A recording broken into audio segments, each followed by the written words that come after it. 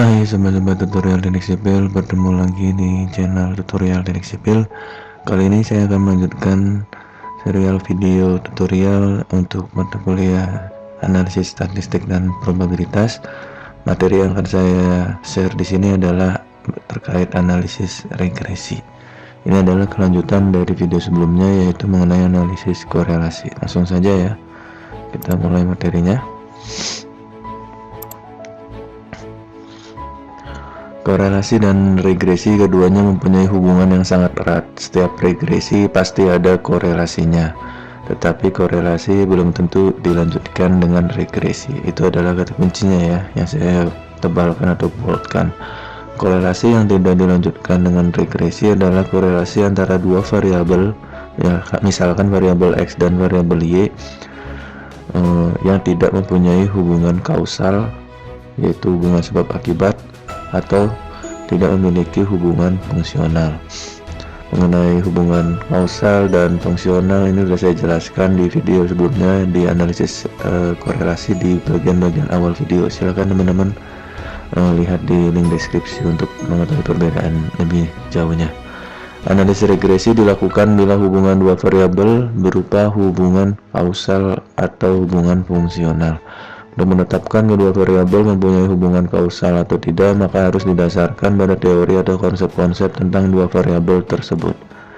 Hubungan antara panas dengan tingkat muai panjang, misalkan di suatu logam ya, ada logam, kemudian di bawahnya diberi api. Nah, itu kan api itu akan menghasilkan panas. Nah, hubungan antara panas pada logam itu dengan tingkat muai panjangnya, artinya semakin panas suhu dari api itu, maka tingkat pemuaian panjang dari logam itu kan akan semakin besar juga. Nah, itu artinya ada hubungan sebab akibat atau hubungan kausalitas atau kausal. Sementara hubungan antara kepemimpinan dengan kepuasan kerja pegawainya dapat dikatakan hubungan yang fungsional ya. Namun hubungan antara kupu-kupu yang datang di rumah dengan banyaknya tamu yang akan datang di rumah itu bukan merupakan hubungan kausal ataupun hubungan fungsional. Itu hanya mitos saja ya teman-teman. Kita gunakan analisis regresi bila kita ingin tahu bagaimana variabel dependen atau kriteria. Dependen itu variabel yang bebas ya, tidak terikat. Ya, variabel X biasanya dapat diprediksikan. Variabel dependen itu variabel terikat atau bergantung ya. Ini biasanya variabel Y dapat diprediksikan melalui variabel independen. Jadi independen itu variabel yang tidak terikat atau bebas, atau nama lainnya adalah prediktor secara individual. Nah, variabel independen ini biasanya adalah variabel X. Misalkan pada video sebelumnya mengenai analisis korelasi itu, variabel independen atau variabel bebasnya itu adalah variabel X pendapatan, sementara variabel dependen atau variabel bergantungnya, variabel Y-nya adalah pengeluaran per bulan. Silahkan teman-teman lihat lagi videonya di link deskripsi. Dampak dari penggunaan analisis regresi dapat digunakan untuk memutuskan apakah naik atau turunnya variabel dependen atau variabel Y dapat dilakukan melalui menaikkan atau menurunkan keadaan variabel independen atau variabel X, atau untuk meningkatkan variabel independen dan sebaliknya.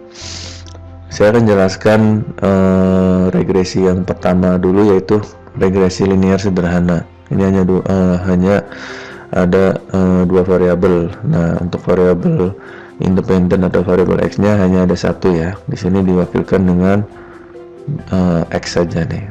Tidak ada X1, tidak ada X2 ya. Nanti kalau ada X1 dan X2 itu berganda namanya. Linear berganda. Saya jelaskan yang sederhana dulu ya, karena basicnya adalah ini. Regresi sederhana didasarkan pada hubungan fungsional atau kausal variabel dependen. Dependen itu variabel Y. Persamaan umum regresi linear sederhana adalah Y sama dengan A ditambah B kali X, di mana Y adalah subjek dalam variabel dependen ya, yang diprediksikan atau diestimasikan melalui pendekatan regresi ini. A adalah harga Y bila X 0. Teman-teman lihat di sini, jika X nya 0 maka A adalah Y. B adalah koefisien regresi ya. Jadi B ini koefisien regresi. Jadi koefisien yang menempel dengan variabel X itu namanya namanya koefisien regresi yang menunjukkan angka peningkatan ataupun penurunan variabel dependen atau variabel Y yang didasarkan pada variabel independen atau variabel X. X ini variabel independen. Bila B bernilai positif plus, di sini plus, maka akan naik kurvanya, dan bila B adalah minus maka akan terjadi penurunan grafik atau kurva regresinya. X adalah subjek pada variabel independen yang mempunyai nilai tertentu. Secara teknis, harga B merupakan nilai kemiringan atau tangensial perbandingan antara panjang garis variabel dependen terhadap variabel independen. Misalnya di sini ada persamaan grafik atau kurva regresinya, misalnya seberang titiknya kayak gini, tek gitu ya. Nah, ini kan persamaan regresi nanti dapat kayak gini. Nah, maka nilai koefisien regresi atau B adalah panjang dari sumbu Y dibagi terhadap sumbu X. Misalkan di sini sumbu Y-nya adalah yang ini, 2 terhadap 4, berarti 4 kurangi 2, 2 di sini. Nah, sininya 4 sama 0, 4, 2 bagi 4 atau setengah. Oke, paham ya? Ini juga setengah. Koefisien regresi yang menempel dengan variabel X atau independen. Rumus untuk menghitung koefisien regresi atau B adalah R dikalikan SY dibagi SX. R adalah koefisien korelasi antara variabel X dengan Y yang sudah saya jelaskan di video sebelumnya, lihat di link deskripsi. SY adalah simpangan baku atau standar deviasi variabel Y. SX adalah simpangan baku atau standar deviasi variabel X, dimana nilai A adalah nilai Y rata-rata dikurangi nilai B yang barusan tadi dikalikan dengan nilai X rata-rata. Jadi harga B merupakan fungsi dari koefisien korelasi. Bila koefisien korelasinya tinggi, maka harga B-nya juga besar. Sebaliknya, bila koefisien korelasinya rendah, maka harga B juga akan rendah. Selain itu, bila koefisien korelasi negatif, maka harga B juga akan negatif. Dan sebaliknya, bila koefisien korelasi positif, maka harga B juga positif. Ya, ini tentu saja jika ininya koefisien korelasi atau R-nya positif, maka B-nya positif, R-nya negatif, maka B negatif. Selain itu, kita juga dapat mencari alternatif untuk mencari nilai A dan nilai B pada analisis regresi ini. A ini rumus lainnya adalah sigma YI dikali sigma XI kuadrat dikurangi sigma XI dikali sigma XI YI dibagi N kali sigma XI kuadrat dikurangi sigma XI dikuadratkan. Nah, untuk B nya adalah N dikali sigma XI YI dikurangi sigma XI dikali sigma YI dibagi N kali sigma XI kuadrat dikurangi sigma XI dikuadratkan. Perhatikan di sini penyebutnya adalah sama.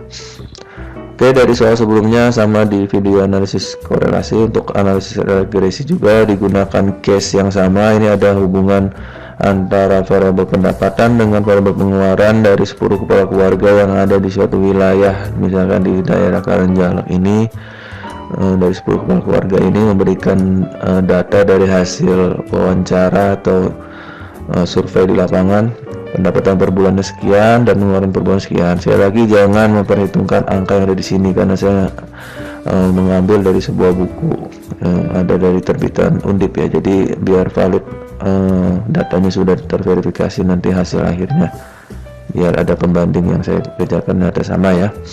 Nah, untuk data tahun 2020 ini mungkin tidak tidak logis karena kecil sekali kan angkanya, tapi teman-teman jangan lihat angkanya tapi lihat saja caranya ya. Ini agar saya mengambil dari sumber yang benar. Jadi buku itu sudah ada tim editor dan reviewernya itu sudah teruji atau udah sahih lah kalau istilahnya seperti itu.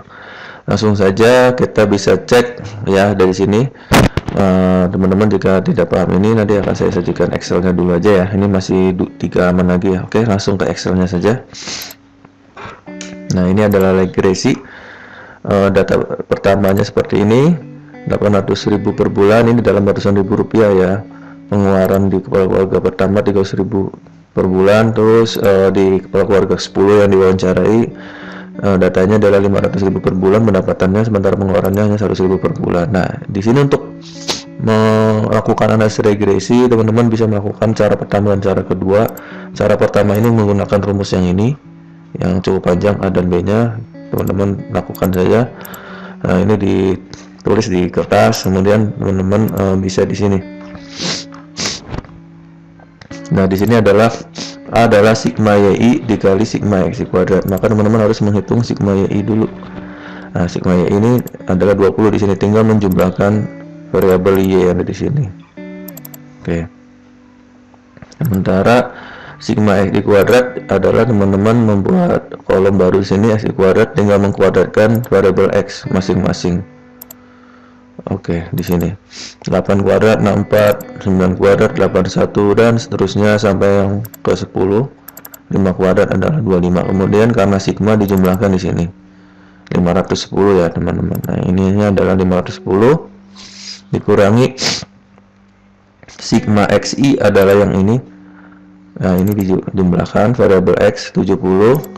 Kemudian sigma XI teman-teman bikin kolom baru XI kali YI, ini tinggal mengkalikan antara variabel X dengan Y. Maka di sini 5 kali 1 adalah 5. Nah, karena sigma maka ini jumlahkan juga. Kalau di Excel tinggal menulis function sum, kalau di kalkulator yang manual dijumlahkan kalau ujian. Nah, ini dapat dibagi N. N itu jumlah datanya di sini adalah 10 N-nya ya. Nah, ini N-nya adalah 10 nih, yang warna hijau. Oke. Kemudian dikali sigma XI kuadrat. Sigma XI kuadratnya adalah yang ini lagi nih, 510. Di sini adalah H14. Ini kan H14 dikurangi sigma XI dikuadratkan. Perhatikan, hati-hati antara sigma XI dikuadratkan yang ini dengan sigma XI kuadrat. Ini berbeda. Kalau sigma XI kuadrat itu XI kuadratnya dulu kemudian dijumlahkan. Kalau ini sigma XI-nya jumlah variabel X berapa baru dikuadratkan. Maka di sini sigma XI kuadratnya adalah yang ini nih, D14.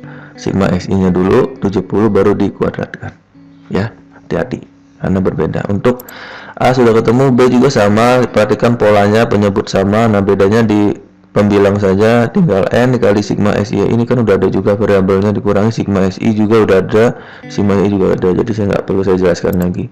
Yang ini B ya, teman-teman tinggal lihat saja. Jadi B adalah N kali sigma XI YI, N adalah ini, dikali sigma XI YI adalah ini, 150 dikurangi sigma XI kali sigma YI, sigma XI nya adalah 70, sigma YI nya 20. Penyebutnya sama dengan yang A tadi, diperoleh nilai setengah. Maka persamaan regresinya adalah Y sama dengan A tambah B kali X. A nya adalah min 1,5 ditambah B nya adalah setengah kali X. Nah, ini adalah persamaan regresi untuk cara pertama. Untuk cara kedua, teman-teman bisa gunakan rumus yang lebih sederhana, yaitu ini.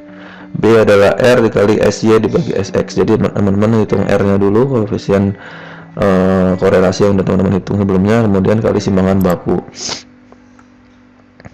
Nah, simbangan bakunya menggunakan rumus SX adalah sigma XI dikurangi X bar rata-rata dikuadratkan dibagi N jumlah data kurangi 1. SY adalah sigma YI dikurangi Y bar atau Y rata-rata dikuadratkan dibagi N min 1. Di sini saya jelaskan yang SX dan SY ya. Nah, teman-teman berarti akar itu kalau di fungsinya square root atau SQRT. Nah, XI dikurangi X bar rata-rata dikuadratkan dibagi N min 1. N min 1 nya adalah 10 kurangi 1. Ini adalah B13 kurangi 1. Nah, teman-teman tinggal menghitung XI min X bar dikuadratkan. Mu X itu X bar ya, nilai rata-rata X ya. Caranya adalah teman-teman membuat kolom baru XI dikurangi X bar dulu. Caranya tinggal 8 dikurangi 7. Rata-rata ini kan 7 dari average kalau di function di Excel, atau teman-teman menjumlahkan kemudian dibagi data. 70 bagi 10 adalah 7 cara manualnya.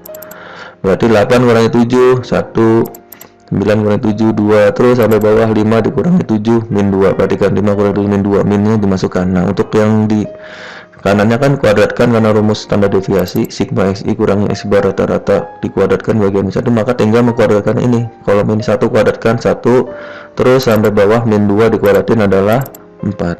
Kemudian karena rumus sx adalah akar sigma, nah sigma berarti jumlahin xi dikurangi x bar rata-rata kuadratin 1 tambah 4 tambah 0 tambah 1 tambah 0 terus sampai 4 ini 20, atau di Excelnya sum, berarti 20 dibagi 10 kurang 1, 20 dibagi 9, tapi jangan lupa diakarkan atau square root. Nah nilainya adalah 1,49. Untuk Y juga sama, teman-teman bikin kolom baru, YI kurangi Y rata-rata, maka 3 kurangi 2 1, kalau dikuadratkan juga 1, tetap di sini adalah 1 kurangi 2 min 1 kuadratin adalah 1. Nah ini juga dijumlahkan 6, berarti nilainya adalah akar 6 dibagi 10 kurangi 1, akar 6 dibagi 9, 0,82. Perhatikan cara 1 dan cara 2 harusnya menghasilkan angka yang sama. Nah untuk menghitung nilai B koefisien regresi, nilainya adalah R dikali SY dibagi SXR. Koefisien korelasi sudah saya jelaskan di video sebelumnya, nilainya adalah 0,9129, maka R nya adalah ini yang warna biru U2, 0,9129 kalikan SY nya adalah 0,82 dibagi SX 1,49, nilainya adalah 0,5, persis sama dengan cara yang pertama ini. Cara yang kedua ini ya, ini lebih simpel juga. Kalau teman-teman udah melakukan korelasi tinggal pakai rumusin aja. Sementara A adalah nilai Y rata-rata 2 dikurangi B 0,5 dikali X rata-rata 7, maka nilainya adalah min 1,5. Ini juga sama, min 1,5. Maka persamaan regresinya adalah Y sama dengan A ditambah B kali X min 1,5 tambah 0,5 kali X. Oke. Untuk cara yang terakhir adalah cara Excel. Saya sebutkan adalah cara Excel, teman-teman. Caranya adalah sama di video sebelumnya. Teman-teman buat grafiknya dulu, sebaran titik X dengan titik Y nya itu ya, menggunakan insert kemudian scatter. Nah teman-teman lihat aja di video analisis korelasi. Nah untuk melakukan analisis regresi, caranya teman-teman adalah mengklik salah satu titik di sini bebas, sehingga nanti connect atau terselect sendiri. Kemudian klik kanan, perhatikan semua sudah terselect ya. Kemudian klik yang namanya adalah add trend line. Kemudian teman-teman pilih linear ya, karena kita pendekatannya adalah pendekatan linear. Pendekatan regresinya ada eksponensial atau pangkat, ada logaritmik, ada pangkat banyak atau polinom, dan seterusnya. Nah teman-teman klik di sini display equation on chart. Nah ini adalah menunjukkan persamaan regresinya. Nah untuk melihat nilai koefisien determinasi atau R square, R kuadrat juga boleh diklik di sini. Nilai R kuadratnya berapa, nanti nilai R-nya kan tinggal diakarkan, bisa dapat nilai koefisien korelasi. Oke, lalu close. Nah, di sini langsung keluar, kita zoom aja. Bisa nggak di zoom? Oh, nggak bisa ya. Zoomnya lewat sini. Nah, di sini keluar nilai Y sama dengan 0,5X kurangi 1,5. Nah ini adalah persamaan regresi dari garis yang ini nih, yang warna hitam ini. Nilai persamaan garis regresinya adalah 0,5X kurangi 1,5. Apakah sama? 0,5X kurangi 1,5. Ternyata sama ya teman-teman, cara Excel juga. Hanya bedanya kalau di Excel BX ditambah A sama aja kan, A tambah BX sama aja, BX sama A sama aja, hanya yang depannya itu BX nya dulu. Nah tambahan. Nah untuk nilai R kuadrat pun sama, 0,8333 nilai koefisien determinasi yang ini kan, nilai U kuadrat ini dari hasil hitungan manual juga 0,833. Oke, segitu aja teman-teman. Jadi tahu, intinya adalah ketika teman-teman sudah tahu nilai persamaan regresi Y sama dengan 0,5X kurang 1,5, misalkan ada penduduk di wilayah Karangjalak yang pendapatannya misalkan adalah berapa teman-teman, 400.000 misalkan. Nah, maka teman-teman bisa memprediksi atau mengestimasi misalkan nilai X adalah 400.000 atau dalam ratusan ribu rupiah 4 ya. Maka nilai Y nya teman-teman bisa memprediksi nilai Y nya adalah, masukkan aja rumusnya, min 1,5 ditambah, ini tambah ya, 0,5 bintang kali X nya 4. Nah maka nilainya hanya kecil ya di sini. Oh jangan 4 deh, jangan 4. Ini kan batas bawahnya 5, batas atasnya 9. Jangan di luar garis itu ya, kita lakukan aja misalkan 6,5, Rp650.000. Nah, maka pengeluaran per bulannya kita estimasi, ini estimasi nilainya adalah 1,75 atau Rp175.000 ya. Itu gunanya skema regresi untuk memprediksi. Oke, segitu saja. Saya akhiri, teman-teman silakan mengerjakan tugasnya dan belajar untuk UAS ya. Terima kasih. Assalamualaikum warahmatullahi wabarakatuh.